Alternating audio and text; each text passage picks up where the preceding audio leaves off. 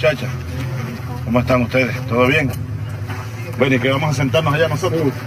Yo soy de la estirpe, digámoslo así, de los soldados revolucionarios. Es posible que en Argentina me vean con este uniforme y esta boina y haya alguna gente que, por allá, sobre todo en el cono sur, y es entendible. Pero yo pertenezco a la estirpe, a la raíz de los soldados revolucionarios. ¿Quiénes son nuestros padres? Como soldados, San Martín, Bolívar, Sucre, ¿no? Somos sus hijos, sus descendientes. Venimos de esa macolla, pues.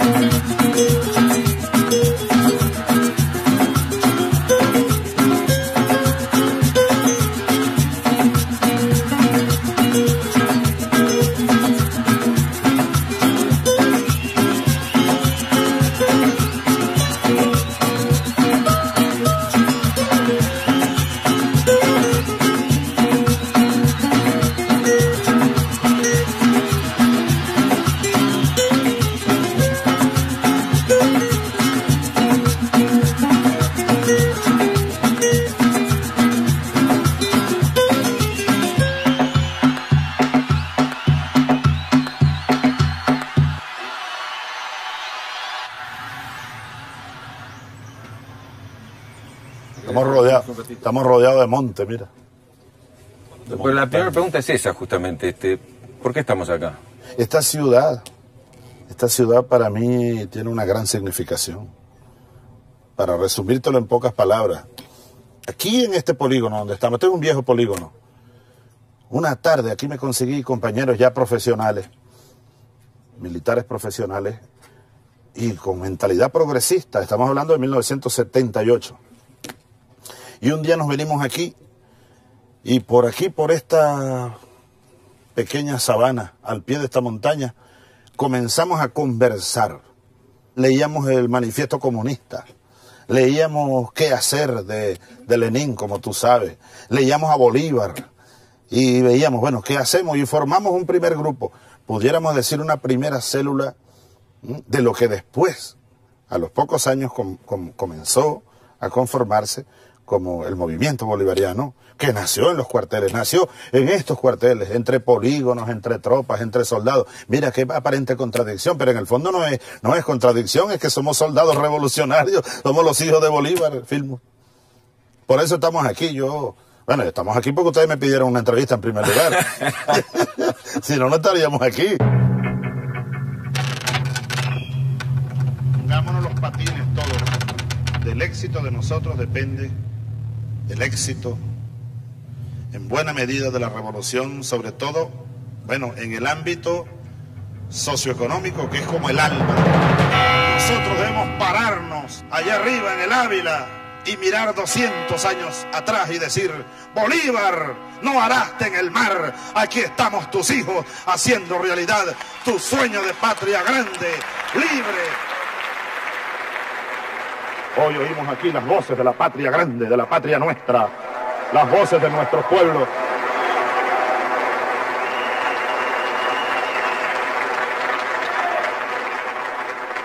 Yo miraba las caras no tradicionales de los presidentes de América del Sur y las historias muy particulares que tienen, pero hay algo que es particular de este momento y que me resultó también leyendo las vidas de cada uno de ellos.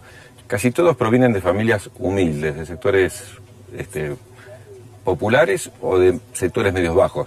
En tu caso también, pero siempre he leído que a pesar de eso fue una infancia muy feliz. Muy feliz, sí. Si uno pudiera volver a nacer y pedir dónde, yo le diría: papá Dios, mándame al mismo lugar. La misma casita de palma inolvidable, el mismo piso de tierra, las paredes de barro, un catre de madera, y un colchón hecho entre paja y goma espuma, y un patio grande lleno de árboles frutales, y una abuela llena de amor, y una madre y un padre llenos de amor, y unos hermanos, y un pueblito campesino a la orilla de un río. Eso queda allá de atrás de aquellas colinas en la sabana, ¿no?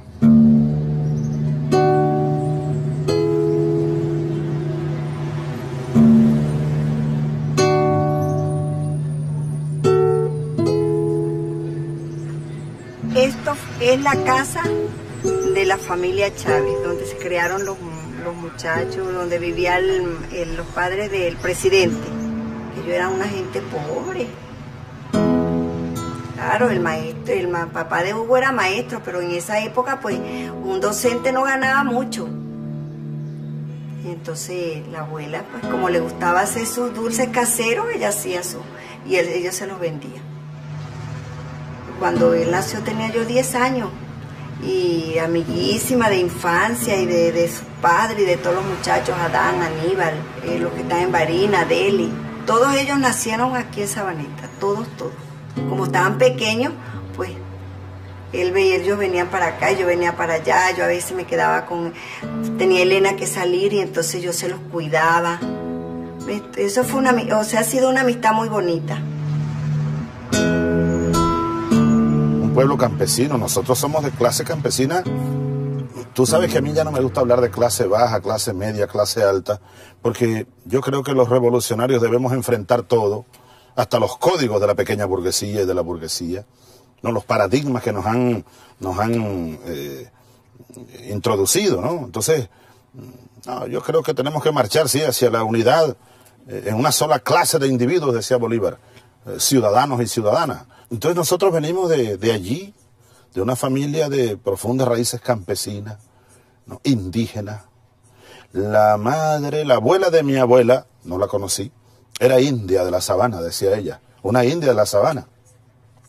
Y el abuelo de mi padre, bueno, era un negro tan negro que lo llamaban el africano.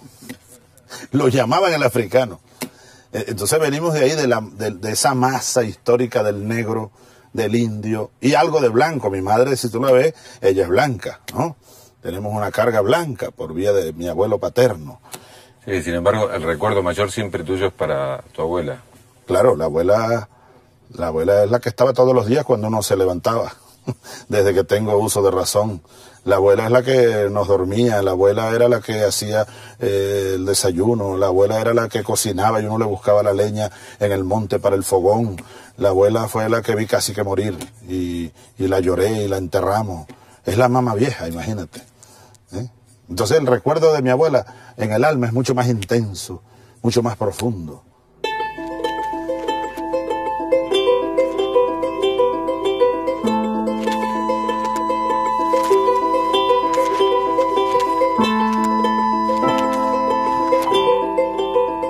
La abuela era india, sí, muy recta en sus cosas. La abuela tenía carácter, ella era muy recta y él también. Él toda su vida ha sido un muchacho muy recto.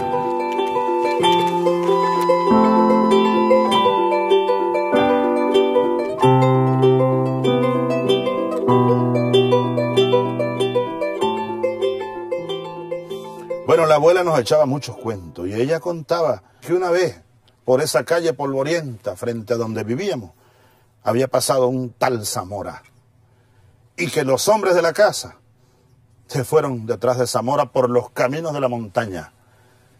Estaba hablando mi vieja de la guerra federal. Y después ya yo zagaletón vendiendo arañas por allá, me decían el bachaco. Yo era bachaco era como catirucio, así. Yo escuché que te decían tribilín también. Tribilín por el pie largote que yo tenía. Bueno, lo tengo largo todavía, pero ya de niño lo tenía muy largo. Ahora me he emparejado, ¿no? Ahora uno de viejo se empareja todo. Y entonces empezaba, yo gritaba, araña locha. Una vez dije, araña caliente para la vieja que no tienen dientes. Yo inventaba a veces unos versos no muy queridos por alguna gente. Ahora, entonces yo oía, entre los hombres, pues, o los adultos, y yo oía que hablaban de un asesino. Y una vez me dijo mi padrino Eligio, mira, Huguito, ese que dicen que es asesino, era tu abuelo.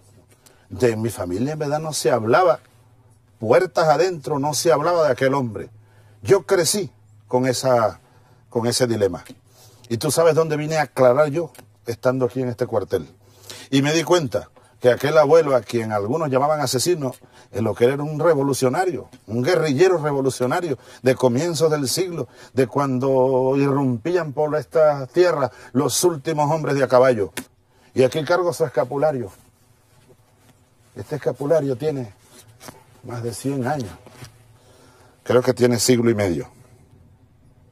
Lo usó mi abuelo en guerra y murió preso con él. Mi abuelo, desde la distancia, me hizo ser más revolucionario y más soldado de esta revolución. Domingo 7 de junio, aló presidente, bravo. ¡Alto, maestro!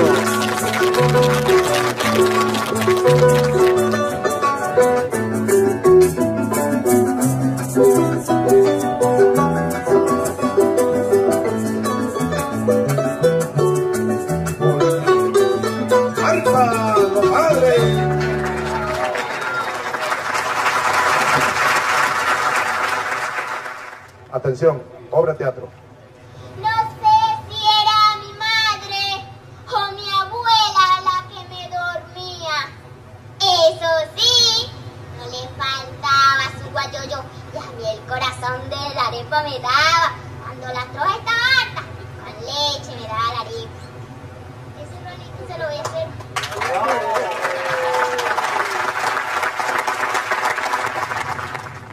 Y estos niños y niñas son geniales. Esa es la patria nueva. Ustedes son el futuro. Yo no voy a ver lo que tú vas a ver. La patria completa grande. El 2100 estarán tus hijos y tú todavía por ahí. Ya nosotros seremos sabana, seremos viento, seremos recuerdos.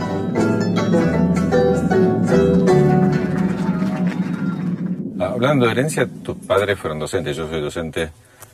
No puedo dejar de preguntarte qué impacto tuvo en vos, o si tienes algo con esa raíz docente que ver en tu vida después. Yo recuerdo a mi padre y un humilde salón de clase y unos pupitres y unos niños, y yo aún no estaba en la escuela, pero me asomaba. Y me gustaba rayar la pizarra con la tiza que quedaba y me gustaba sentarme en el pupitre. Recuerdo a mi madre que una vez me sorprendió sentado, porque era en la misma casa donde ellos vivían, en otro caserío, más monte adentro, llamado Los Rastrojos. Ahí mi padre era maestro y mi madre también. Nosotros vivíamos acá en el pueblo. Eran como 20 kilómetros de distancia, pero bueno, había que ir a pie o en burro o en bicicleta, no teníamos un vehículo ahí.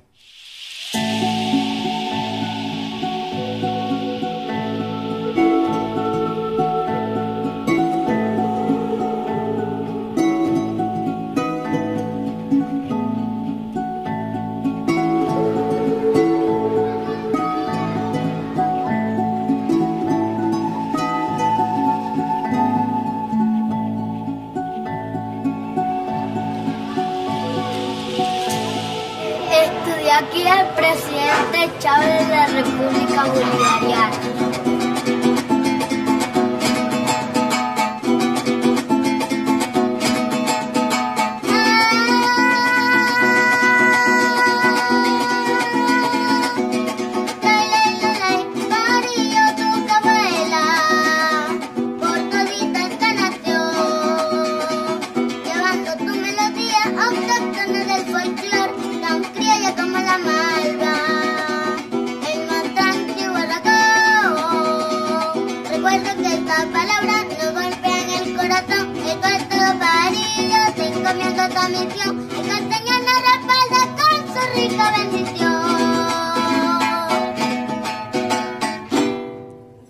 A casa de mi padre, a mi padre le llegaba con regularidad una revista llamada Tricolor.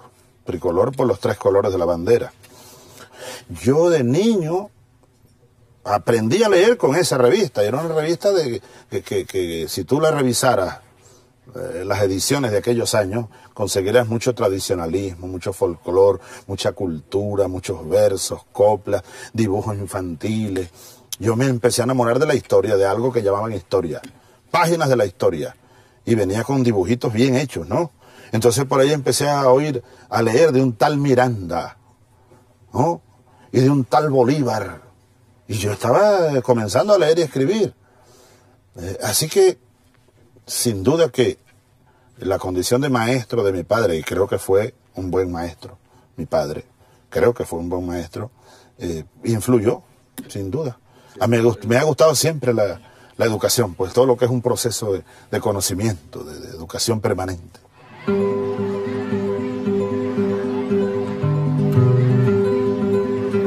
Tenemos aquí las notas del presidente, el nombre del presidente, Hugo Rafael Chávez, sexo, varón, edad, 11 años, lugar de nacimiento, Sabaneta, nota que él traía previa, 18/20. Si observamos en el libro, podemos ver que el mayor puntaje es el del presidente, de nuestro presidente. Y tuviste como dos inclinaciones, ¿no? Una más para el arte y otra más al deporte. En alguna ocasión yo he reflexionado sobre lo que se me ha ocurrido llamar la secuencia de sueños que fueron naciendo aquí, ¿no? Yo recuerdo que niño todavía y producto de seguramente de ese contacto con las páginas del Tricolor. Yo recuerdo que en Tricolor había una página llamada Los Niños Colaboran. Era que los niños mandaban dibujos, ¿no? Y se los publicaban. Yo hice 1 millón de dibujos y los mandaba. Quizás nunca llegaron porque era en Caracas. Ese era otro mundo. Uno lo mandaba por vía de la escuela. Es decir, el primer sueño que yo tuve fue pintar, ser pintor. Y adolescente todavía yo estudiaba pintura ya en la capital. Y comencé a estudiar pues, ya el arte de la pintura. Ya te di como una idea, ojalá te sirva, ojalá. Pero las flores, dedícate a las flores. Dedícate a las flores, al amarillo. Dale en algunos casos más claridad. ¿Aquí qué le vas a echar? Aquí se va a echar un poquito más amarillo para suavizar un poco el color. Pero luego, el béisbol. De niño en Sabaneta, pues ya jugábamos, pero era con pelota de goma y con unos bates hechos con ramas de guayabo o un árbol que aguantara. Y era la pelota sabanera, sin muchas normas, sin muchas... Pero ya en la ciudad de Barinas yo comencé a jugar béisbol en el liceo. Y comienzo a escalar y me gusta. Me siento que rindo en el deporte. Me gustaba correr, yo era rápido. En una ocasión me decían corre camino. Pichaba, me iba bien en el terreno, me gustaba aquello, me apasionó. Dejé de estudiar pintura, así que ya salía del colegio, no para la escuela de pintura, sino para el estadio que quedaba, pues también a varias cuadras, ¿no? Ese fue el segundo sueño, ser pelotero.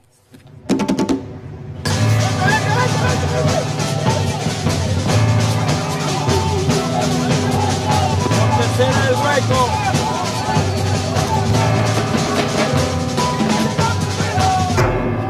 Nuestro comandante jefe no pensaba ser militar, sino jugador profesional, se fue a la academia militar y por eso deja el béisbol como empleo profesional.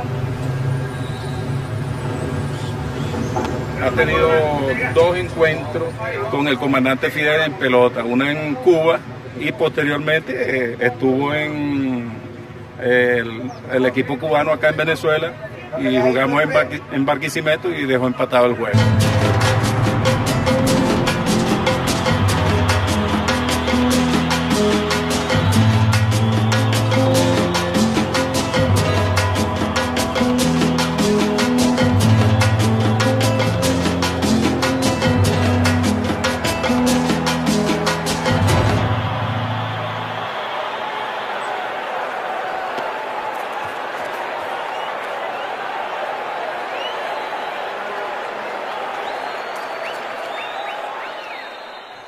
Luego, hay un punto ahí que es decisivo. Éramos muy pobres. Mi padre no tenía recursos para que yo viniera a estudiar al centro del país. Entonces yo cuando veo que ya mi destino parecía ser en Mérida, allá no se jugaba béisbol profesional, un día llegó un teniente a dar una charla en el liceo, a informarle al 5º año y nos mandaron a todos al teatro. Me interesé. Luis Reyes también me dijo, oye, interesante. Pero él se fue, terminó yéndose a la escuela de aviación. Y yo, pero solo por buscar el camino al centro de Caracas, al centro del país, perdón, me fui a presentar exámenes al cuartel de Barinas, a un fuerte que está en las afueras llamado Tabacare.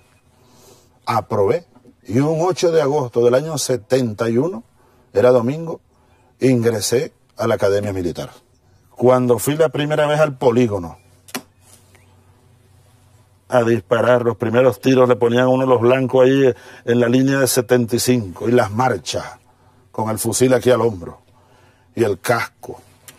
Oh, patria mía, patria querida, voy a la guerra a luchar por ti. La patria, ¿no? Más cuando vuelva por ahí. Y el himno y la bandera, todos los domingos. Y yo veía esa bandera.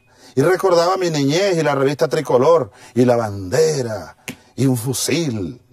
Y dije de repente, no, esto es lo mío, soy soldado. Ciudadano presidente de la República Bolivariana de Venezuela, comandante en jefe de la Fuerza Armada Nacional Bolivariana. Atención presente. ¡Ay!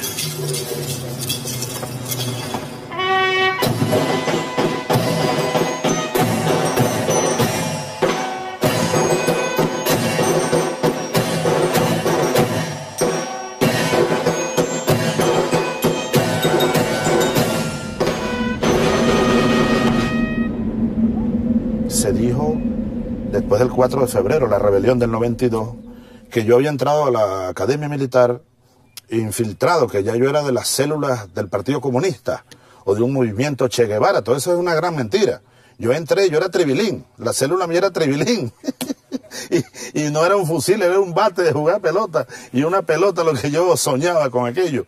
Pero yo le dije a Ramonet, le dije, mira, porque el autor dice que yo entré a la escuela militar con el libro del Che Guevara bajo el brazo.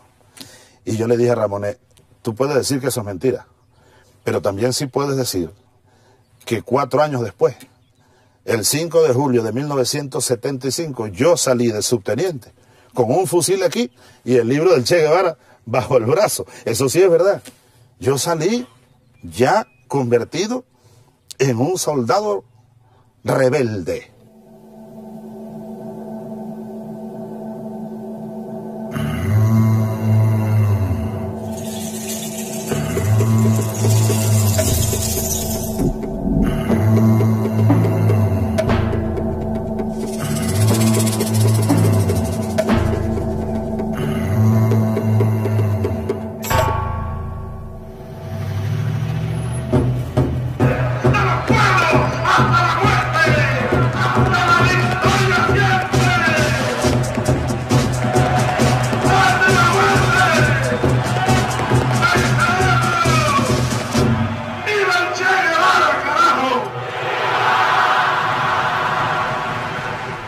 Parece claro cómo te acercaste a los libros de Bolívar y al pensamiento de Bolívar. No me queda claro cómo te acercaste por primera vez a los libros del Che Guevara o de Fidel, o los libros de una literatura más socialista o marxista. Donde yo crecí, la capital del estado, donde nací, es una ciudad por tradición muy culta.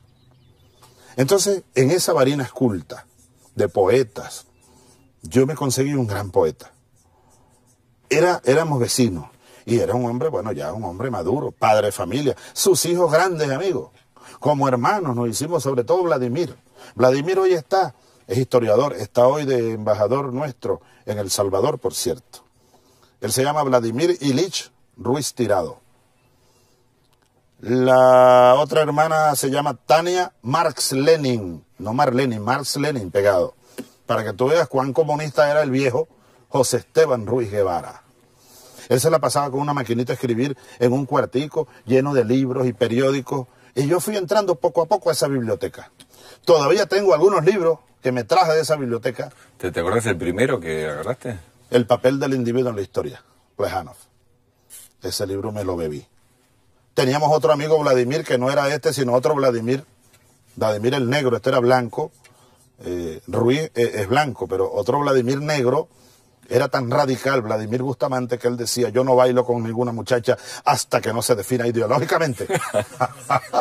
Y yo le decía, no, allá está una deca bien buena, yo voy a ver si bailo con ella. Qué sé yo, o una burguesa. Es decir, ya yo andaba en ese grupo. Yo no nací de la nada, pues, nada nace de la nada, tú sabes, Filmo. Todo tiene su lógica. Yo me estaba impregnando de un pensamiento revolucionario. Y un día le digo a Ruiz Guevara, yo como que me equivoqué, yo me voy a ir de baja. ¿Estás loco? Me dijo, tú no te vas de baja, tú vales más que 100 sindicatos ahí. con el perdón de los sindicatos. Y estaba hablando un comunista. Ruiz Guevara era marxista, leninista. Tú vales más ahí que no sé cuántos sindicatos, me dijo. Tú te tienes que quedar en el ejército, porque aquí van a empezar a cambiar las cosas. Ya él tenía visión estratégica, que yo entonces no tenía todavía. Así que te estoy hablando de esos años. Por otro lado, mi hermano Adán, que ha sido para mí un maestro. ¿Él estaba en el MIR? Mi hermano Adán resulta que fue de los fundadores del MIR, Movimiento de Izquierda Revolucionario, que nació por esos años como parte de la división del Partido Comunista y todos los conflictos internos de la izquierda aquí. Ahora, Adán me visitaba en Caracas. Un día llegó Adán a la Academia Militar. Yo era cadete. Estaba en el patio, cambiando fusil, el al hombro, el presenten, el otro en orden cerrado, saludo. Y entonces me llama un teniente, usted es el cadete Chávez Frías, presente mi teniente, tal, venga acá, recluta, y tal, voy, pum. Tiene 10 minutos que está un hermano suyo visitándolo. Mira, Adán tenía una melena, que el pelo le llegaba aquí. Es una sandalia, y yo digo, ¿cómo te dejaron entrar aquí? No, yo hablé con el teniente, porque no dejaban entrar sino con corbata, imagínate tú. Adán con una camisita, le parecía a John Lennon. A John Lennon o a Jesucristo. Y Adán, ¿y qué es eso? No, peace and love. Adán andaba en algo. Y yo andaba también en algo, pero andaba sin cabello, recluta, peladito. Y entonces Adán era por unas reuniones del MIR. Eran debates de muchachos. Pero todo eso, sin duda que, si tú lo ves a la perspectiva, fue, ¿no?, impregnando mi espíritu, como de conciencia del papel que los militares venezolanos teníamos que jugar ante la crisis que acabó con este país. Estas medidas duras en el campo económico que estamos haciendo, lo hacemos en su beneficio, que esto es lo que va a permitir que realmente logremos el bienestar para todos los sectores de la comunidad.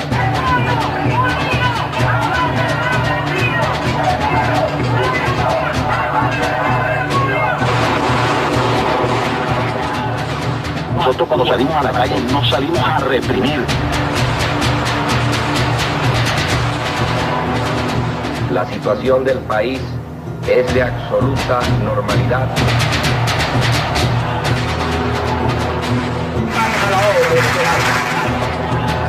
La situación general del país se encuentra prácticamente normalizada.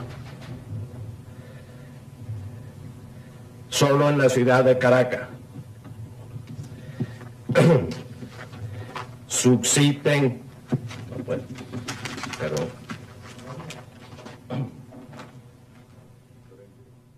¿Y cuándo el soldado Chávez piensa de que es necesario cambiar el sistema de gobierno? ¿Cuándo piensa que es necesario llegar al poder? Yo solía escribir como un diario. 1973. 74. Hay un día en el que yo escribo. Hoy corrimos no sé cuánto. Lancé en el campo. Presenté examen de matemáticas, no sé qué. Y en la tarde fuimos al patio a rendirle honores al nuevo presidente. Esperamos como 3 horas. Y al fin llegó. Algo así dice la paginita. Al fin llegó. Y lo veo con su banda cruzada, Carlos Andrés Pérez, recién electo presidente. Ahora, yo no recordaba que había escrito eso. Aparece ahora ese diario. Entonces yo digo ahí,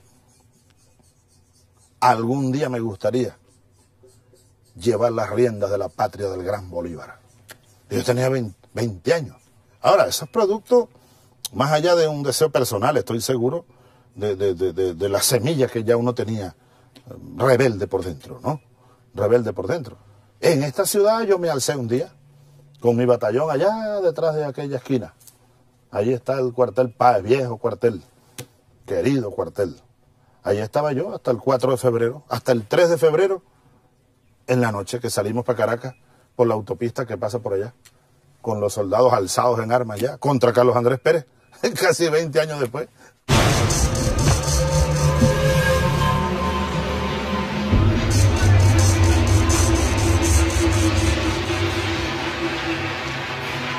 Compañeros, lamentablemente, por ahora, los objetivos que nos planteamos no fueron logrados en la ciudad capital. Ya es tiempo de reflexionar y vendrán nuevas situaciones y el país tiene que enrumbarse definitivamente hacia un destino mejor.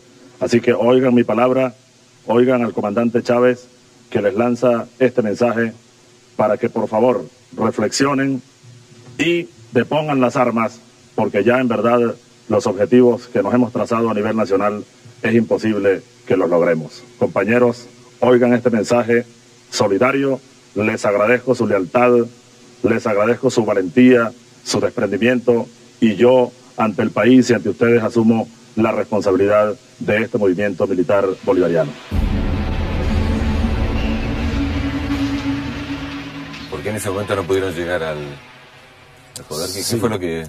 Si tú te pones si alguien se dedica a, con visión racional, ¿no?, a hacer cálculos probabilísticos, tomando en cuenta los distintos factores intervinientes, etcétera, concluiría, pero yo le diría que no perdiera ni tiempo, en que la probabilidad de éxito aquella madrugada era casi cero. Nosotros hicimos una quijotada, en verdad. No teníamos un teléfono celular, no teníamos un centavo de apoyo. Los partidos políticos que sabían, las cúpulas, echaron atrás a última hora. Uno pudiera decir, se rajaron, no quisieron ir a la rebelión. Y nos habían prometido durante años que iban a alzar batallones de obreros, que iban a llegar grupos de pueblo organizado en Caracas. No llegaron. Ahora, mi abuela decía, ¿sabes qué decía mi abuela? Cuando yo los sábados, por ejemplo, un viernes, ella me veía con el guante, yo limpiaba el guante. Y tenía una pelotica y yo me la pasaba caminaba. Mañana tengo juego, mañana picho. Y mi abuela, bueno, mañana picha. Amanecía lloviendo. Y yo entonces lanzaba maldiciones y tiraba el guante. Y mi abuela me decía, porque ella era tranquila, ella era imperturbable. Mi abuela era imperturbable como esa montaña. Yo no, yo era un río. Un río como un huracancito. Entonces yo amanecía lanzando no sé qué, mira, está lloviendo, no va a haber juego de la mañana. Entonces ella tranquilita, sentadiza en su silleta, ahí, mire, mejor es lo que pasa. Lo que pasa es lo mejor, me decía ella. Seguro que iba a perder, así no pierde. O le iban a dar un pelotazo. Entonces, mejor es lo que ocurre. Lo que ocurrió, yo estoy ahora convencido de que tenía que ocurrir como fases necesarias de un movimiento revolucionario. No había condiciones allí para triunfar, pero ¿qué? Abrimos un boquete en la pared. Abrimos un boquete. Sabe que desde el golpe se ha convertido él en un tipo de héroe nacional. Absolutamente falso. La gente lo admira porque ha sido la única persona que se ha hecho responsable de una situación aquí en Venezuela. Aquí hay que hacer una democracia verdadera de las mayorías del pueblo bolivariano. Las manifestaciones que se han visto en las calles que piden su renuncia, ¿qué le dice usted a esa gente? Estamos conscientes de que el futuro no viene, de que nosotros, la juventud, tenemos que construir ese futuro.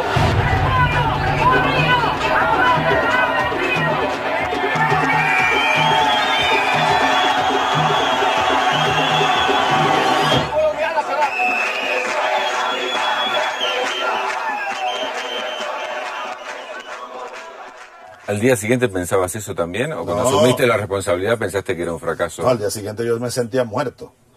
¿Y ahora qué será de mis hijos? Decía tirado en el suelo ahí, en una celda fría, en un sótano en Caracas, por allá.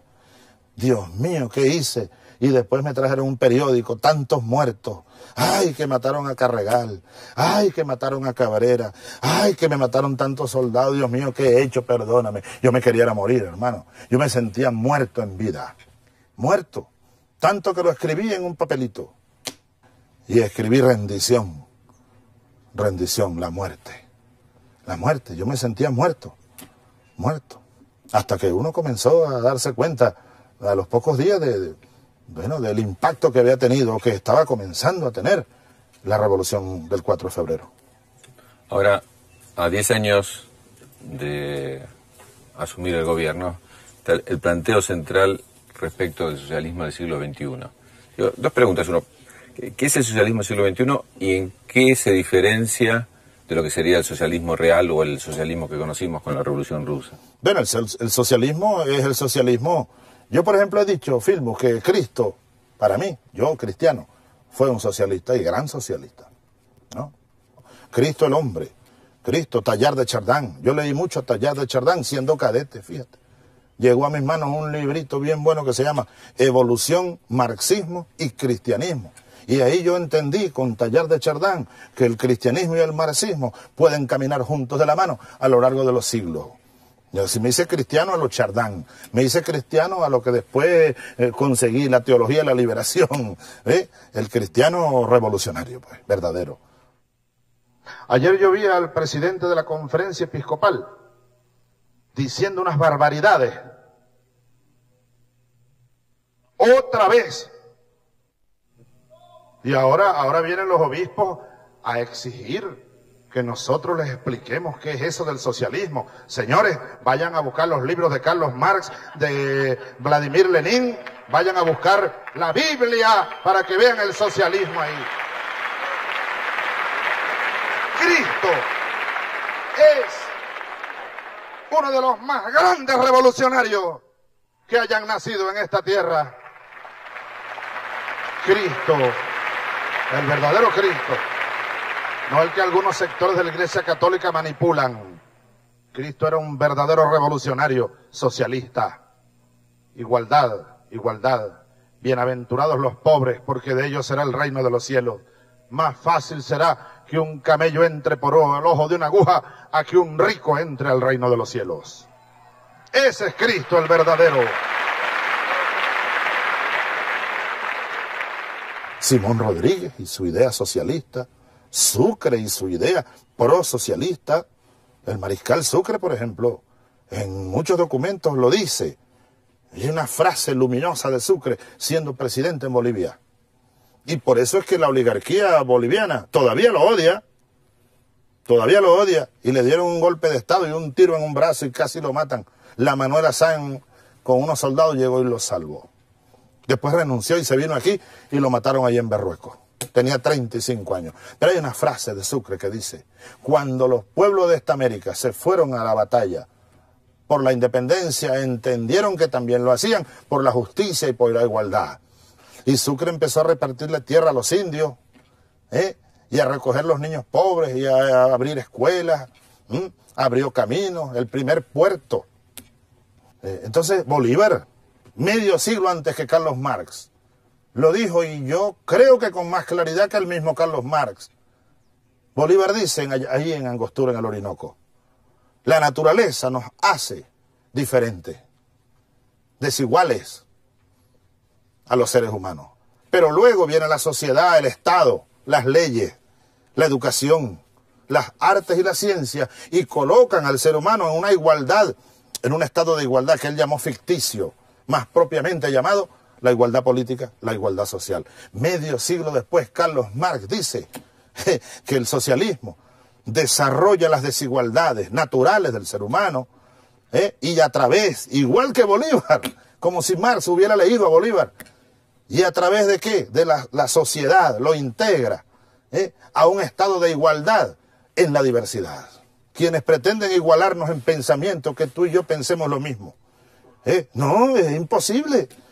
O que caminemos como tropas formando con la banda de guerra. Tun, tun, tun, tun, tun, tun, tun. No, no somos autómatas. No somos soldados en marcha de banda de guerra. Somos soldados más bien en guerrilla, diversos y dispersos en el pensamiento y en la acción.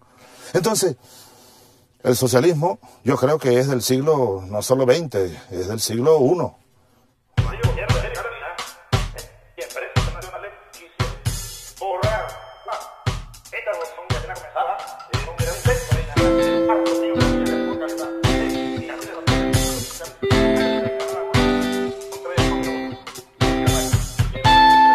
El que no participa participaba, ahora participa. El que vivía aislado, que pensaba que su derecho era de la puerta de su casa para adentro. No, la gente se ha organizado. Mira, 23 de enero fue la primera parroquia declarada libre de analfabetismo acá, declarado por la UNESCO. Eso fue un trabajo hermoso. Recorrimos puerta por puerta, casa por casa, buscando a esa gente que era iletrada pura. Mi vecino y yo unidos para ocuparnos de la calle que nos afecta en común, o de la plaza que nos afecta en común, o hasta de la delincuencia que nos afecta en común. Pero en otro tiempo uno decía, me mudo de aquí y ya. Ahora no me mudo, me quedo en mi barrio y en conjunto con mi vecino trato de mejorarlo, porque además ahora tenemos poder popular, porque ahora el presidente nos está mandando a organizarnos y desde estas bases organizadas le exigimos a las autoridades establecidas si es que ellas no quieren responder.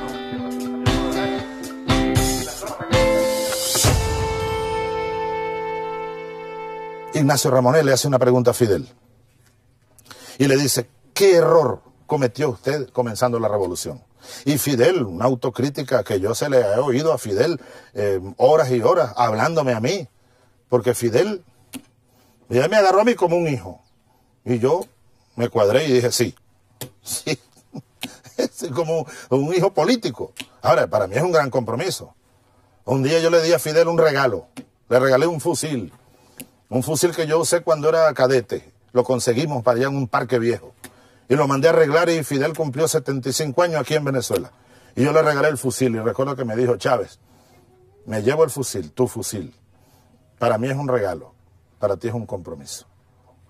Entonces Fidel le responde a Ramonet y le dice, un error cometido, comenzando la revolución, haber creído que alguien sabía cómo se construye el socialismo. Nadie sabe, Filmus. Es una invención, no te das cuenta, hay que inventarlo. Como que tú y yo en este momento aquí, disposicionero. Por eso yo pudiera aportar algo, porque soy disposicionero, como dijo mi abuela. Me gusta inventar y en este momento estamos inventando. Cualquier cosa que uno ve por allá anda inventando socialismo, inventando elementos para impactar el proceso de transición hacia el socialismo. Ahora, dijo Mariátegui, el socialismo nuestro americano, indoamericano, no debe ser calco ni copia, sino creación heroica. Hay que crearlo.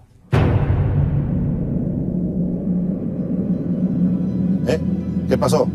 Nos hacen señas. Tenemos el problema que puede oscurecer en cualquier momento. Claro, sí, nos va a oscurecer, está cayendo el sol.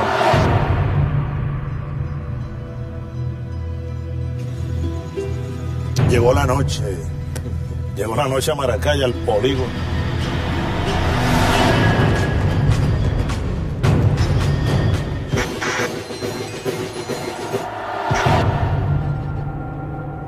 En 10 años hemos aprendido mucho y a nuestro presidente lo amamos por eso. Aquí tenemos una conspiración. ¿Qué pasa? Esto aquí es una lucha de clase, de pobre contra rico, el que tiene y el que no tiene.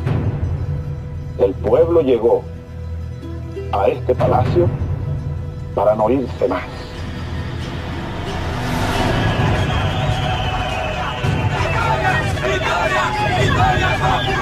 ¡Queremos a Chávez! ¡Queremos a Chávez!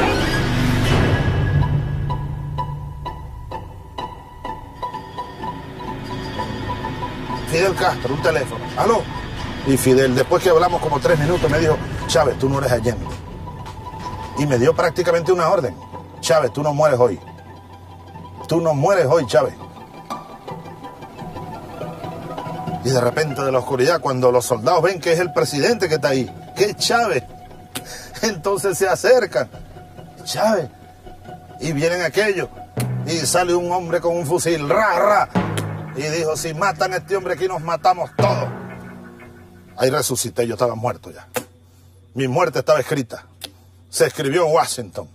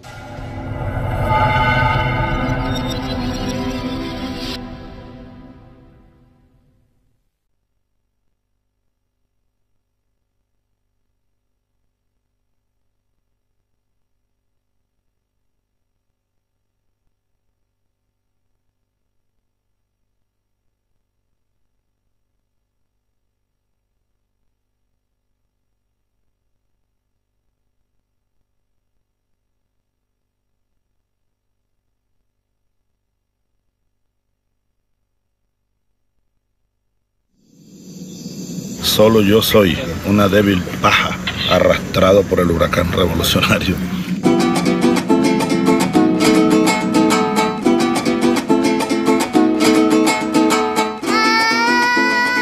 Si uno pudiera volver a nacer y pedir ¿dónde?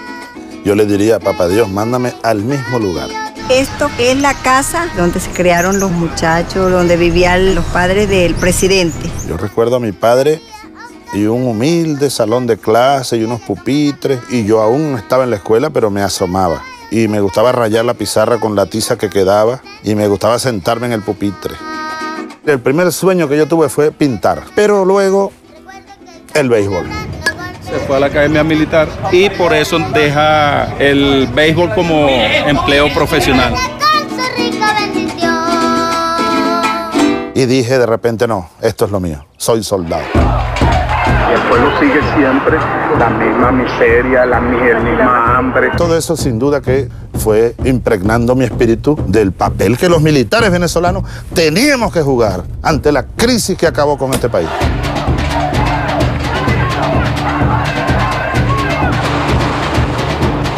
Lamentablemente, por ahora, los objetivos que nos planteamos no fueron logrados en la ciudad capital. No había condiciones allí para triunfar, pero ¿qué? Abrimos un boquete en la pared. ¡Queremos a Chávez ahorita! ¡Queremos a Chávez! El socialismo nuestro americano, indoamericano, no debe ser calco ni copia, sino creación heroica. Hay que crearlo.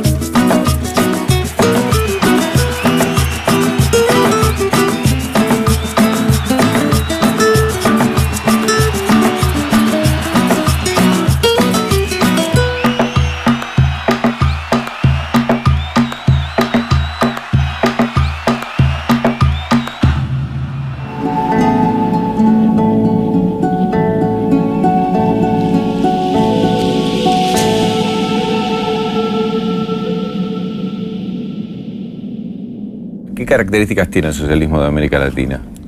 El socialismo hay que crearlo, te he dicho, claro. Pero hay que crearlo sobre base científica. Hay componentes que son fundamentales. Entonces, de allí la doctrina. Hay que revisar la doctrina del materialismo dialéctico, el materialismo histórico, la lucha de clases y todo lo que Carlos Marx planteaba, ¿no?, en su tesis, en El Capital, de las fases de transición. Cómo pasar del mundo de las mercancías, decía Carlos Marx, el mundo de hoy de las mercancías, el capitalismo todo lo convierte en mercancía, como aquel rey Midas que todo transformaba en oro. El capitalismo es que transforma todo en mercancía. Hasta nosotros los seres humanos terminamos siendo mercancías con un precio. Aquí yo recuerdo en este cuartel cuántos debates hacíamos y había un oficial aquí, muy bueno, era un buen oficial, pero él decía, Chávez, oye, ¿cuándo vas a tener un carro que te represente? Y yo me reía, le decía a mi capitán, yo valgo lo poquito que valga o lo que valga. Es por mí mismo, no por el carro. ¿Usted cree que vale más que yo porque tenga ese carro que usted tiene? Tenía un carro bonito y bien pintadito y todo. Y él me decía, tú y tus cosas, ¿vale? Un día me dijo, tú pareces comunista. Le dije, no me ofende, usted no me ofende con eso, ¿sí? Pero bueno, el socialismo entonces, el siglo XXI, es eso, una creación, pero que hay que crearla en base a una doctrina y a unos elementos científicos. Yo te digo, en resumen, que veo el modelo socialista, que no modelo, el mundo socialista, yo lo veo en 5 frentes. Yo tengo un pensamiento estratégico, si tú quieres decirlo, influido por el conocimiento de la ciencia de la guerra. Ahora, la ciencia de la guerra, decía Karl von Clausewitz, que la guerra es la continuación de la política por otros medios. Bueno, si A es igual a B, B es igual a A. Yo puedo decir lo mismo. Si la política es la guerra por otros medios. Entonces, yo veo 5 frentes de batalla contra el capitalismo y por el socialismo. El primero, creo que es el más importante, el frente moral, espiritual.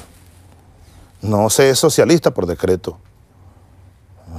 Es muy fácil decir patria, socialismo o muerte. Soy socialista. Bueno, lo primero es que tienes que revisarte.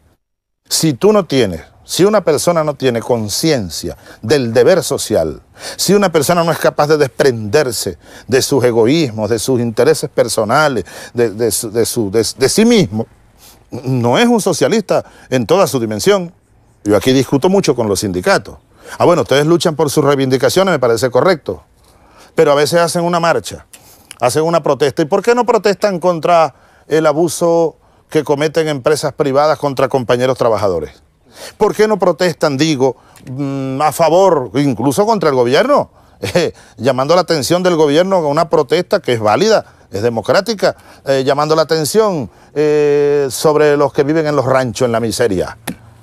No, si tú solo luchas por ti mismo, por tu salario y por las becas de tus hijos y por tu seguridad social, eres un egoísta y no eres un socialista.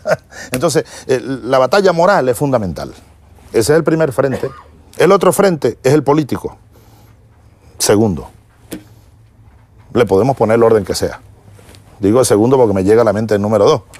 El político. La democracia. La democracia, pero no la democracia burguesa liberal. La democracia protagónica. Más que participativa, protagónica. El poder popular. El autogobierno, la autogestión general.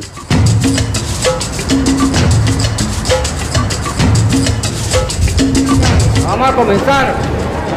Aire coco, María. Aire coco, receso, vamos. Un plan integral comunitario. Esto es el bosquejo, el primer borrador de una nueva comunidad socialista para 200 viviendas más o menos. Entonces, ¿cuáles son las cosas que no quieren tener en su nueva vivienda? Por ejemplo, compartir un solo baño para 10 personas, que les falta agua, todo ese tipo de cosas. Hay que pasarlas en blanco y negro. Si nosotros queremos hacer un proyecto con una nueva manera de hacer las cosas, tenemos que detenernos y tenemos que ser pacientes para darle la importancia a las cosas que tienen realmente importancia. El proyecto es para el barrio, entonces que nos arreglen la calle. Vamos a ser conscientes y vamos a ayudar. Y vamos a invitar en este momento también al Consejo Comunal Barrio Sucre a una asamblea con el alcalde y el señor Barreto, en cualquiera de las 3 comunidades. Sentarnos con ellos a una cantidad de explicaciones que queremos que nos bajen.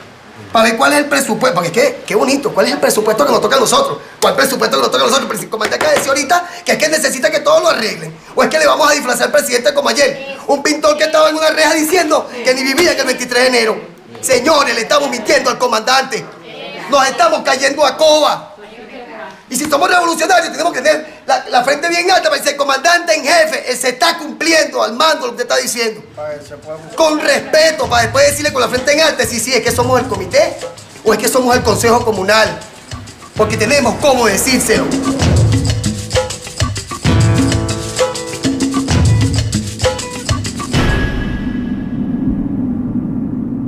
El socialismo o es democrático o no es socialismo, es poder del pueblo, pero no la democracia esa burguesa. No caigamos en esa trampa. Luego, el frente económico. El poder económico hay que democratizarlo. Al pueblo hay que transferirle poder económico, los factores de la producción y el papel del Estado, sobre todo en los sectores estratégicos de la economía, y un sector privado, eso sí, subordinado a un plan general, a una constitución, a unas leyes y a un interés general. Te lo estoy resumiendo, sí, pero bárbaramente, que a riesgo de que la idea no quede completa, pero sé que el sol se está yendo. El cuarto, lo social. La sociedad de iguales en el entendido marxista. Una sociedad socialista, donde todos tengamos los mismos derechos, los mismos deberes, que se acabe la grosera división en clases sociales.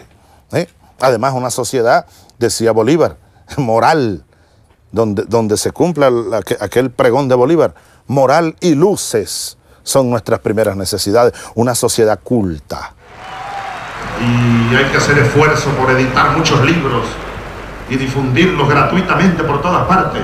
En Venezuela estamos haciendo esto, este año hemos editado 25 y más millones de libros, totalmente gratuitos. Pues Cuba tiene muchos años editando libros, millones y millones de libros, para que el pueblo lea. José Martí lo dijo muy claro, un pueblo culto es un pueblo libre. Un pueblo ignorante, dijo Bolívar, es instrumento ciego de su propia destrucción.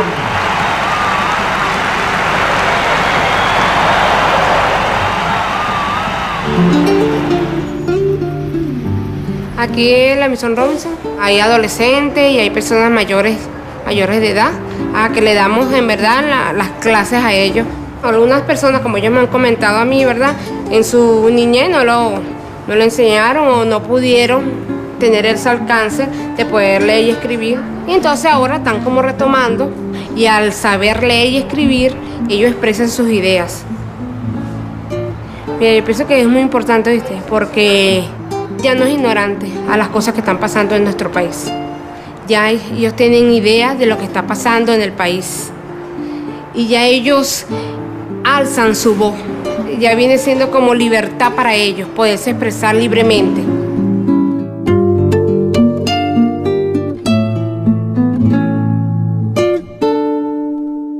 Y luego, en quinto lugar, algo que quizás cuesta un poco más explicarlo, que lo espiritual o moral, que lo político, lo económico y lo social, porque estaba como fuera del tablero. Yo me atrevo a incluirlo para el debate, lo territorial, el territorio. El territorio, alguna gente cree que la geografía es aquella ciencia casi muerta que nos obligaban, porque era obligado casi que estudiar. No, la geografía es una cosa viva. Vaya, qué cosa más viva que esa montaña que está ahí. Aunque ella tú crees que no se mueve, está viva, decía Ezequiel Zamora hace 150 años. Tierra y hombres libres. No se puede entender el tiempo sin el espacio, por el amor de Dios. El espacio hay que considerarlo. ¿Dónde estamos? ¿Dónde estamos? ¿En qué espacio vivimos? Me interesaría profundizar en dos. Uno, en el tema económico respecto de la vinculación que imaginás entre Estado y mercado. ¿Cuál sería el rasgo distintivo en esta relación que recién la enfocaste someramente, pero en profundidad? El mercado es una realidad. No se puede negar.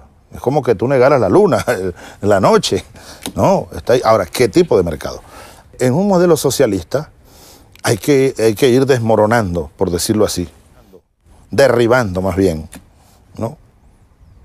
El paradigma, la cultura creada de un libre mercado y de una mano invisible que todo lo arreglaría al final. Pues es una barbaridad de las más grandes que uno puede haber oído en 100 siglos. No, el mercado tiene que ser un mercado regulado. Y no solo regulado, a través de leyes. Es el Estado el que tiene que regularlo. Ahora, no es el Estado burgués, es el Estado revolucionario. Es el mercado. Un mercado, no lo voy a llamar revolucionario, pero la frase de Mesaros me gusta, el mercado socialista. Nosotros podemos crear un mercado socialista que incluya al sector privado venezolano. Al sector privado que se subordine a las leyes. No estos que acaparan los alimentos para venderlos más caros, no los que acaparan vehículos para revenderlos o los que se llevan de contrabando alimentos para Colombia o para el Caribe. No, eso no es mercado ni es nada. Esos son mafias, en verdad. Esos son delincuentes, gente seria. Que tú, por ejemplo, tengas aquí en este terreno y tienes aquí una hacienda donde siembras maíz, cacao, ganado y produces. Y tienes unos trabajadores y les respetas sus derechos, no los conviertes en esclavos, no. Les pagas un salario justo, nunca por debajo del mínimo establecido por el gobierno. Si tú les pagas su seguridad social, todos los meses depositas en el seguro social lo que corresponde por cada trabajador. En fin, los dignifica. los tratas como seres humanos, no los esclavizas, como hace el capitalismo. Si tú produces ganado y entonces vas, en vez de acapararlo, esconderlo para venderlo más caro, violando las normas y las reglas que establece el gobierno y las leyes, se lo vendes al pueblo en el mercado libre o en el mercado socialista que hemos creado, las redes de distribución del gobierno y del pueblo, Mercal, por ejemplo, donde tú vendes, consigues 1 kilo de carne buena por debajo de la mitad del precio del mercado capitalista que todavía tenemos en Venezuela, pues estamos en un tránsito. Entonces, tú me preguntas por el mercado del Estado, te digo sí. ¿Estado? Sí. El Estado revolucionario, el Estado socialista. ¿Mercado? Sí, mercado socialista.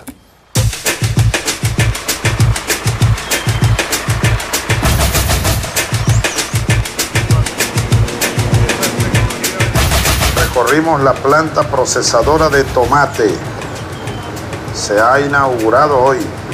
Y luego la planta de bebida saborizada a base de soya.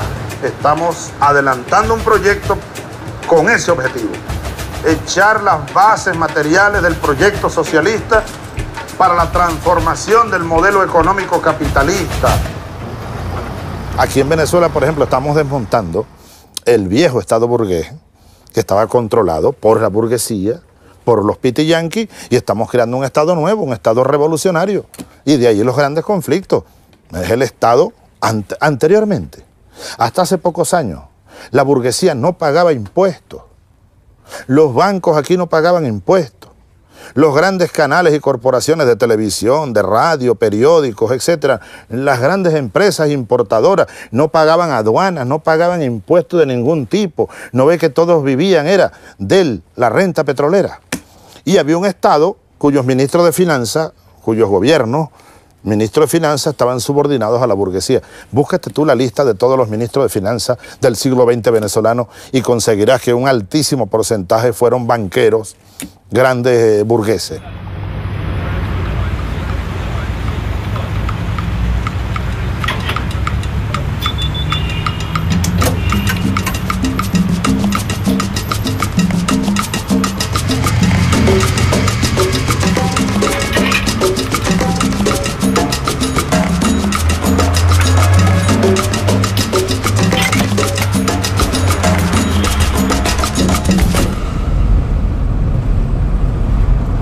El socialismo es donde existe la igualdad, el pobre puede tener su empresita, su microempresa, podemos ser iguales, no como en el capitalismo, que el capitalismo, el poder lo tienen solo, por lo menos los de plata. Ahorita con Chávez hay bastante cooperativas, hay microempresas, buenos créditos y mucha ayuda. La oposición sí es y ha sido siempre los burguesitos, pero ellos son poquitos, ellos no son gran cantidad. Y lo que sí que tienen es que echan demasiada vaina, inventan una cosa y otra, pero ellos no tienen hambre, son como enfermos. Buscan la manera de si pueden matar a Chávez, dicen disparate, cometen muchas locuras. La oposición aquí son, sí, los ricos. Eso no decir que los pobres, no. Los pobres estamos con Chávez.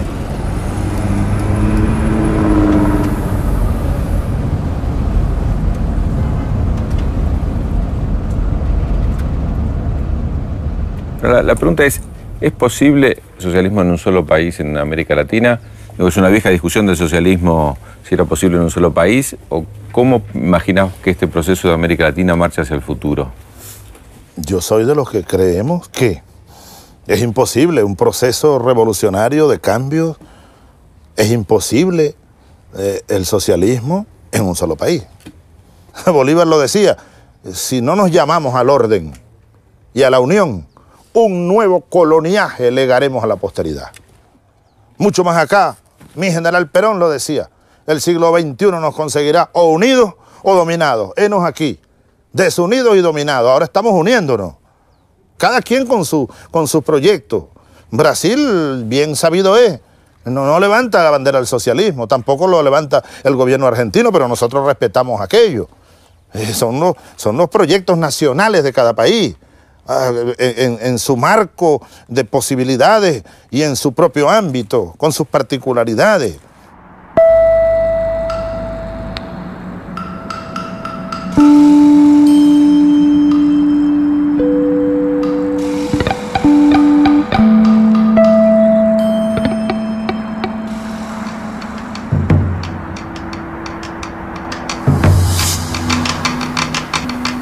Nace el Banco del Sur.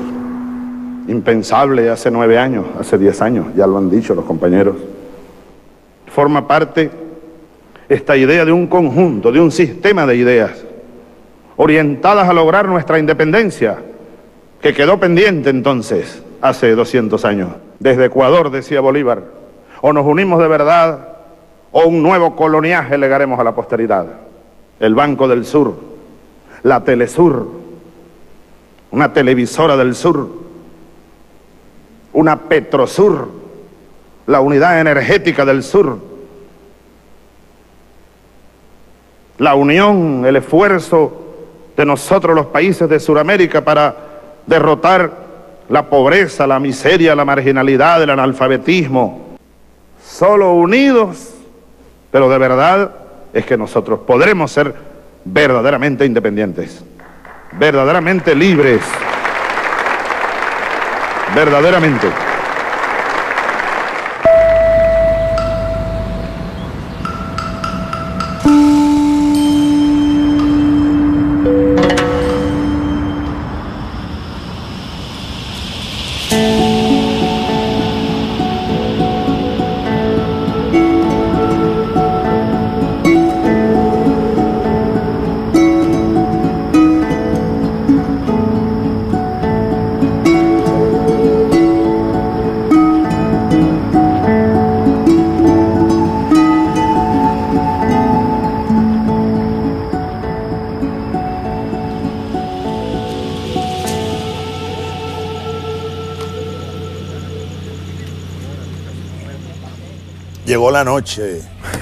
Llegó la noche a Maracay, al polígono.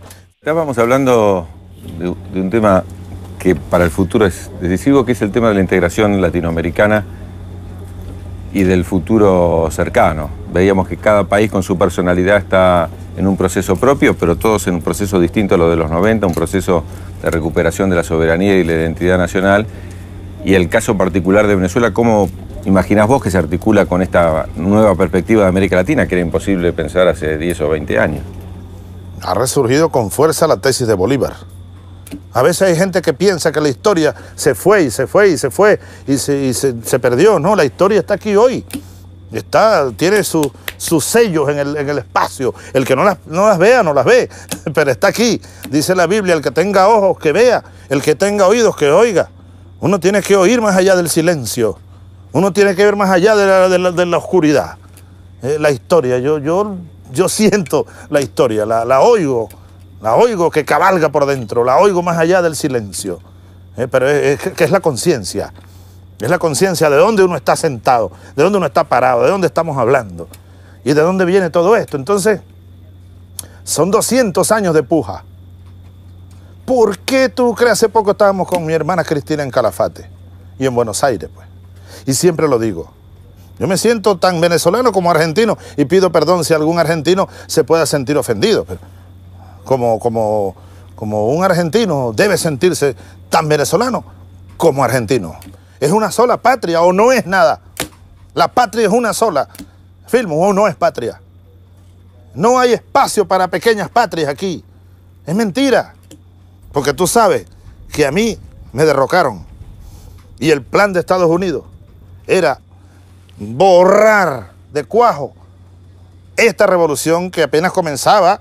Era un intento apenas, era un parto, un niño que nacía, que asomó la cabeza, y a mí desaparecerme incluso físicamente, antes de que ganara Lula. Hemos decidido dirigirnos al pueblo venezolano para desconocer el actual régimen de gobierno y la autoridad de Hugo Rafael Chávez Frías. Artículo primero. Se designa al ciudadano Pedro Carmona Estanga, presidente de la República de Venezuela. Artículo Combatimos pues una lucha, sacar a 5 ilegítimos en una junta directiva y miren a quién terminamos sacando. Buenos días, tenemos nuevo presidente. Debo decirlo, gracias Venevisión, gracias RCTV, gracias Televen, gracias CMT, gracias Globovisión, gracias medios de comunicación. Una buena noticia, no vamos a enviar un solo barril de petróleo más a Cuba.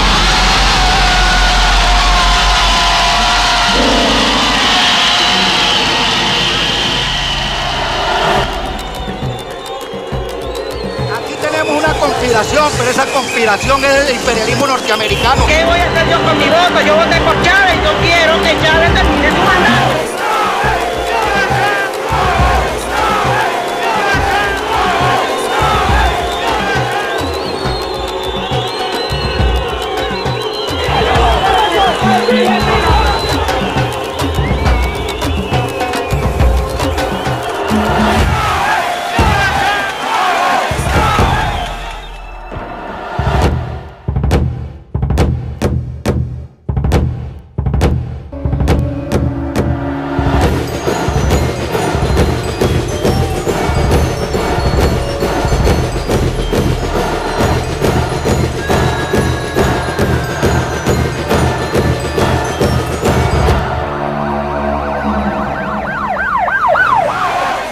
Pero aquí salió el pueblo a las calles y las tropas paracaidistas se unieron al pueblo y levantaron su voz, igual que en Caracas las tropas de mi guardia presidencial.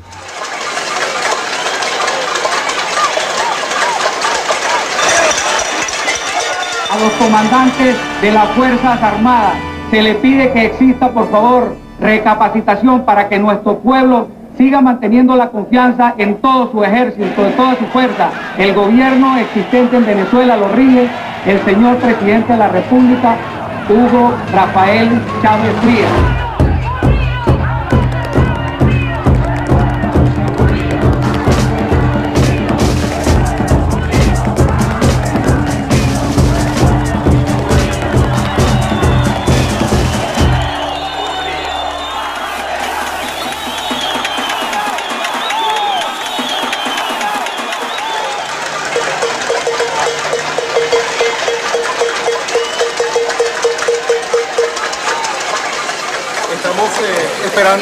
Nosotros no vamos a negociar, nosotros estamos esperando al presidente Chávez aquí y el presidente Chávez va a ser el que va a tomar las decisiones.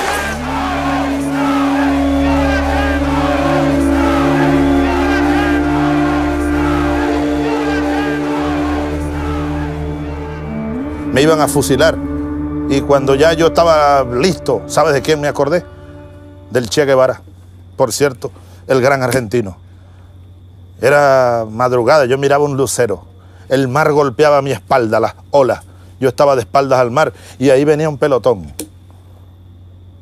Todo estaba muy oscuro. Y yo me iba, yo dije, me voy. Uno más, con un Cristo aquí agarrado, recordando a mis hijos, mirando un lucero. Pero dije, dicen que el Che, cuando iban a matarlo, se puso de pie porque estaba herido. Yo no estoy ni herido. Tengo ventaja, dije. El Che se puso de pie y le dijo al asesino, ahora dispare para que vea cómo muere un hombre. Dije, yo tengo que morir así de pie. No puedo pedir clemencia ni que me vean aquí acobardado. Estaba listo para morir. Y en esa oscuridad y al filo de la medianoche, de la oscuridad de un monte así, salen unos soldados. Los soldados no sabían que era Chávez el que estaba ahí. Entonces se acercan. Chávez. Y vienen aquellos. Y sale un hombre con un fusil, ra, ra. Y dijo, si matan a este hombre aquí nos matamos todos. Ahí resucité, yo estaba muerto ya. Mi muerte estaba escrita. Se escribió en Washington.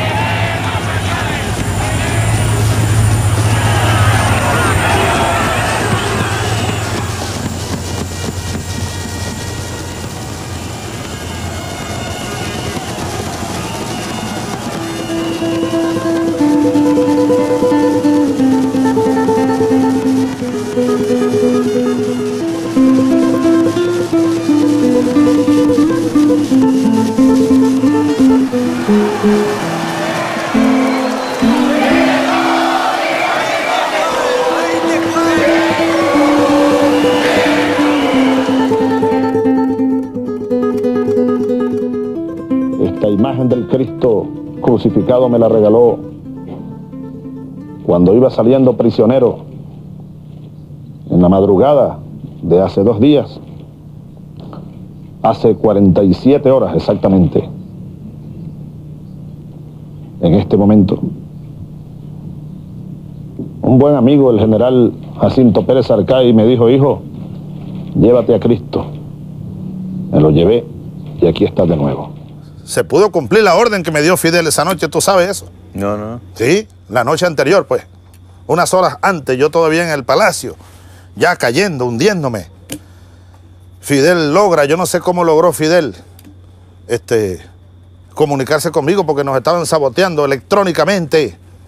Los yanquis tienen tanta tecnología que los teléfonos celulares no funcionaban, las líneas estaban colapsadas.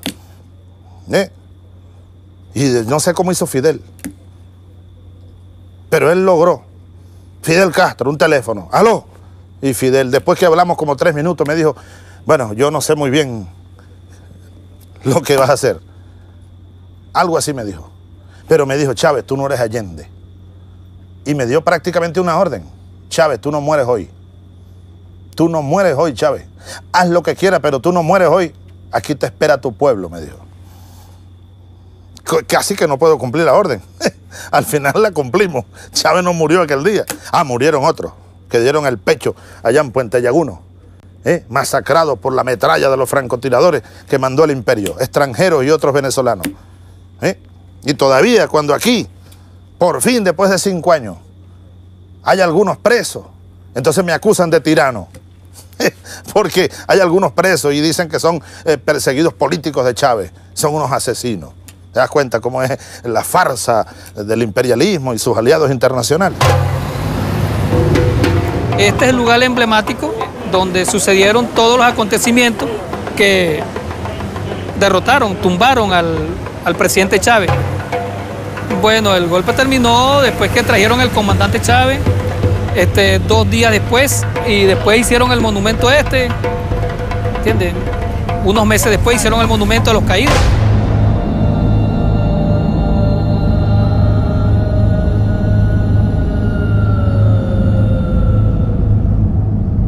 Hago un llamado a los dueños de los medios de comunicación: por Dios, reflexionen, pero de una vez, que este país también es de ustedes. Yo también tengo que reflexionar muchas cosas, ¿sí? Y lo he hecho en estas horas. Y me traigo lecciones aquí y aquí que no voy a olvidar. De tanto pensar, de tanta angustia, de tanto dolor, de tanta incertidumbre.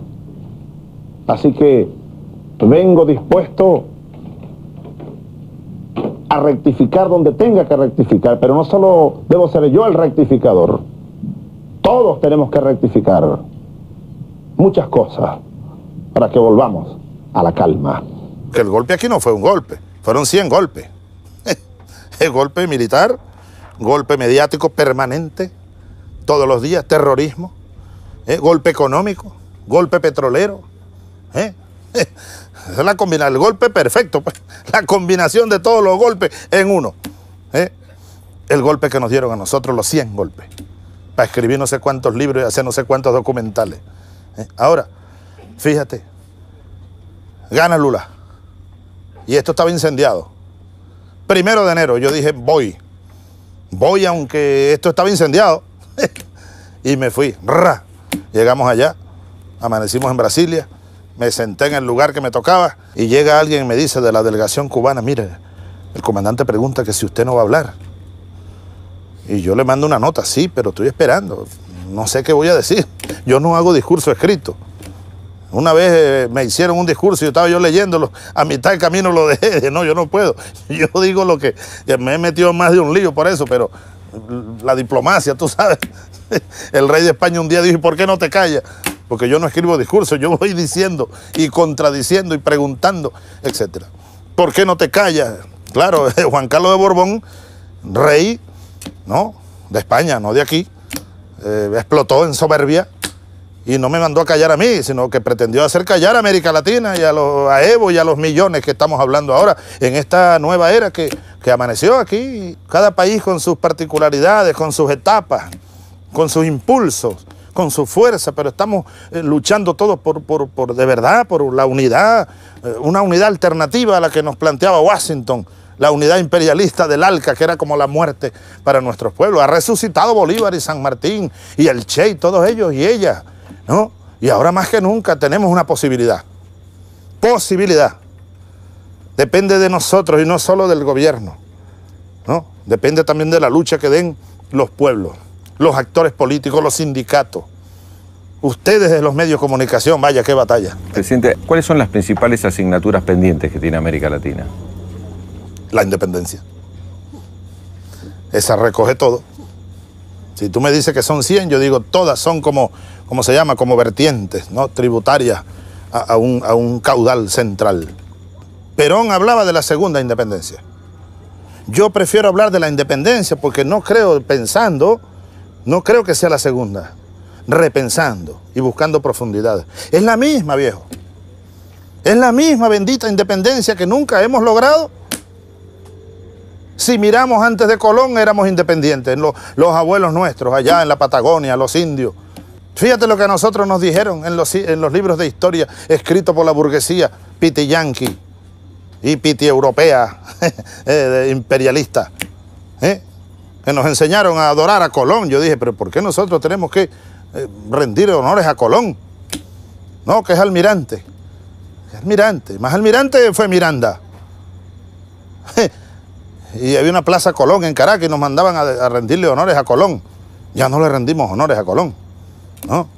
Ahora, una vez unos muchachos tumbaron la estatua de Colón y dijeron que era yo. No, yo no lo mandé a tumbar, la tumbaron y la arrastraron por ahí. Yo no tumben las estatuas. No, ¿por qué vamos a tumbar estatuas? Déjenla ahí más bien como recuerdo de quién fue Colón, para tener conciencia. No se trata de desaparecer los libros que no nos gustan o las estatuas que no nos gustan. No, pero ese que está Colón, ese comandó la invasión. Colón comandó la invasión, no fue ningún descubridor. ¿Qué descubridor ni qué nada? Entonces termino diciéndote, la independencia esa es la materia pendiente. Es casi que te estoy diciendo todas. Todas están recogidas ahí. Todo el pueblo venezolano, por ejemplo, de un pueblo que ha despertado definitivamente, de un pueblo que ha reconocido y asumido sus derechos, sus obligaciones, cuya esencia, cuyo corazón estructural están conscientes de su responsabilidad histórica y no se han dejado confundir, ni manipular, ni engañar.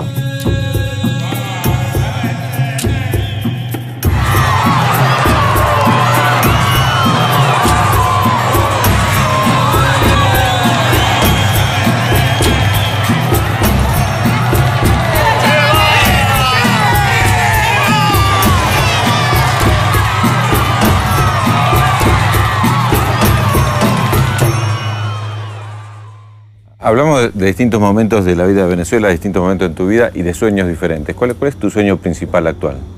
Ahora mismo. Ahora. Te voy a decir algo. Más allá de la política. Bueno, mi sueño ya no es mío. Porque en verdad, Filmu, esto pareciera un lugar común. Se ha repetido mucho. Por ahí, de mucha gente, de muchos tiempos. Pero ahora yo siento que es verdad. Para mí no es un lugar común, para mí es una verdad. Yo no me pertenezco. Ya mi vida no es mi vida. Como dijo Gaitán, ya yo no soy yo, soy un pueblo. Yo no soy dueño como la canción aquella del Puma. El Puma, un venezolano, José Luis Rodríguez. Dueño de ti, dueño de qué, dueño de nada. Si yo no soy dueño de nada. Aquí me acusan de que Chávez tiene un plan para eternizarse en el poder y concentrar el poder. Yo no soy dueño, pero ni de mí mismo, ni de mis horas, ni de nada. Ah, yo sí tengo un plan para que se eternice en el poder aquí alguien, el pueblo. Somos así, donde tiao, vamos así, donde tiao. A su gato póngale candado, que esto va con mucho demasiado. No es culpa mía, si la gata tuya quiere bailar, no es culpa mía, si ella se pega de controlar. Estamos en Caracas, Venezuela, en uno de los edificios que han sido invadidos por personas las cuales se encuentran sin vivienda y quieren en un momento dado complacer al gobierno y a los propietarios porque quieren pagar un momento dado la vivienda, pero lo que no quieren es que dejarse que se queden en la calle, pues, mientras que hay edificios como este inútiles a los cuales estas personas lo han convertido en algo habitable.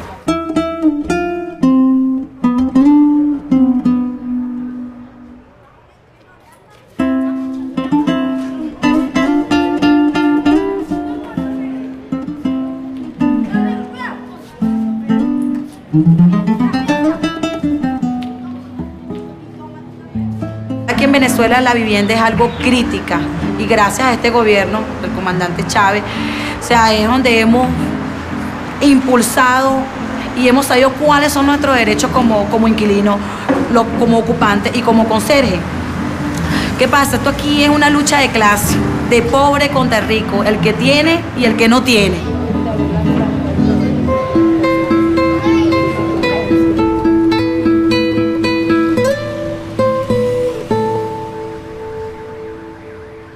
Me permito tener otro sueño, si tú quieres llamarlo como anexo.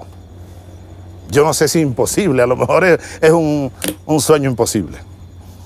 Yo me sueño, y eso lo vi un día, por allá en la isla de Margarita andaba yo, y de repente en una esquina estaba cayendo el sol, y veo un viejo pelo blanco, con un chorcito, el mar estaba ahí cerca, en un barrio,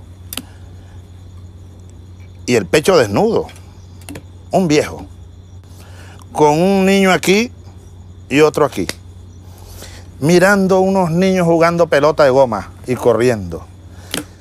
Y yo dije, oye, qué feliz sería yo si algún día pasa todo esto y yo me veo así como ese viejo, sentado a la orilla del mar. Yo no estaría a la orilla del mar, no.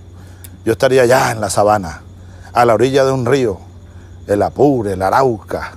Eso sí, yo solo estaría sentado tranquilo ahí si tuviera conciencia de que en torno a esos niños palpita ya viva una patria socialista. Si no, estaría viejito y todo como Fidel.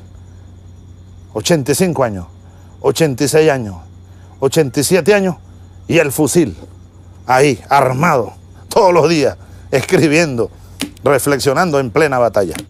En plena batalla, parece que ese es el destino nuestro. Un día Fidel que me insiste a veces que descanse y yo, igual que él, casi no descanso. Y entonces le digo un día, bueno, tú me pides que descanse y tú. Y al final me mandó una nota y me dice, bueno, estoy convencido que nuestro descanso será la tumba. Ese será nuestro descanso. Si tuvieras que imaginar cómo te gustaría que te recordaran a ti, ¿qué es lo que la historia le va a recordar a tu nieta respecto de... A mi nieta, dices tú. Sí. ¿Qué te Mira, gustaría? En verdad, verdadita.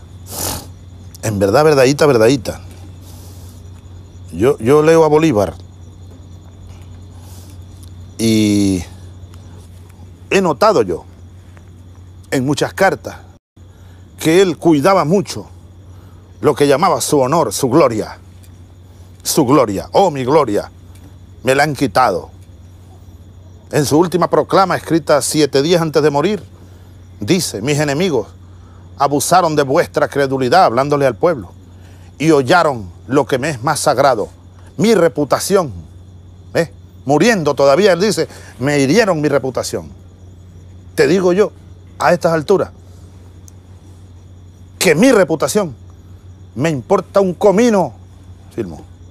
Me libré yo de ese sentimiento de mi honor, mi reputación. ¿Qué importa mi reputación? ¿Qué importa incluso mi honor? No me importa estar preservándolo, cuidándolo. Lo que me importa es que aquí haya patria. De todo me han dicho. De todo. Ya no me importa. Ya estoy curado, estoy, ¿cómo se llama eso? Inmunizado, no me importa nada. Ahora, mi nieta, tú me preguntas, ya tiene 12 años. Tengo una hija de 12. Mi hija de 28, y mi hijo de 25, y mi otra hija de 30. Ellos saben quién soy yo. Si es por ellos, no tengo problema. Ellos saben quién es el abuelo. Ellos saben quién es el padre. Ya por ahí no me importa nada. Y al final te digo, como San Martín, seamos libres. Lo demás, y yo mismo, no me importa nada. Me importa es la patria, la libertad y el socialismo. Parte de la revolución bolivariana. Esto es una oportunidad. Muchas gracias, presidenta. Muchísimas gracias.